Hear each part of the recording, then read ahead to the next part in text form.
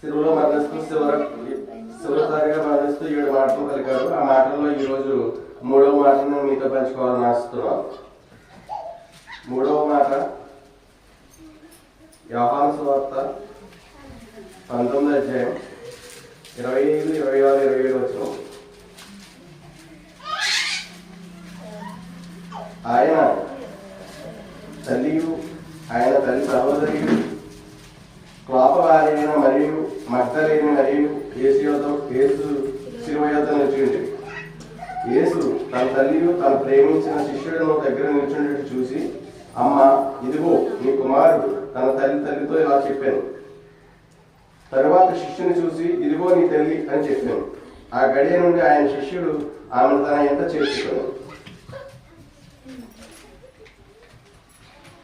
అమ్మ, ఇదిగో నీ కుమారుడు, నీ తల్లితో యేసుక్రీస్తు సిలువ వేసినప్పుడు ఆయన సిలువ నుంచి కిందకి చూస్తూ ఉండగా తన శిష్యుడైన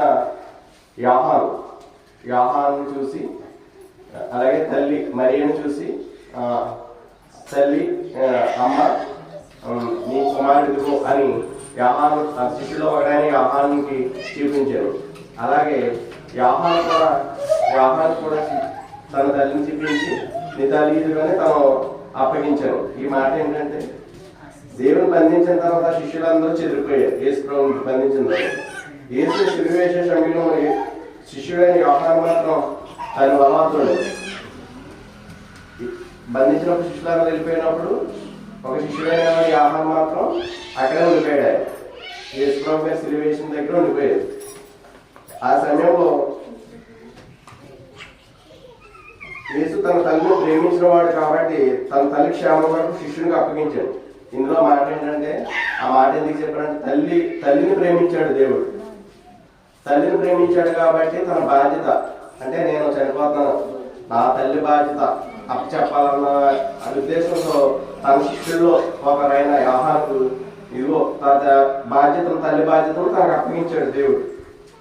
అదేవిధంగా తల్లిదండ్రులని ఎలా చూసుకోవాలనేది ఈ మాట ద్వారా మనం తెలుసుకోవచ్చు. 10 ఆజ్ఞల్లో ఒకటి తల్లిదండ్రులను సన్మానించమని కూడా వ్రాయబడి ఉంది 10 ఆజ్ఞల్లో.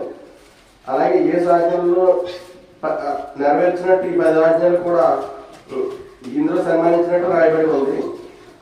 తల్లిదండ్రుల పట్ల విధేయత కలిగి ఉండాలని చెప్పేసి మనకి ఈ మాట ద్వారా మనకి దేవుడు మనకు తెలియజేశాడు. అలాగే ద్వితీయోపదేశకాండం 27వ అధ్యాయం 16వ వచనంలో తల్లిదండ్రులను విమర్శన చేయవాడు శాపగ్రస్తుడని కూడా ఉంది. ఆయన ఈ మాట ద్వారా తెలియజేసింది ఏంటంటే, తల్లిదండ్రులని మనం బాధ్యత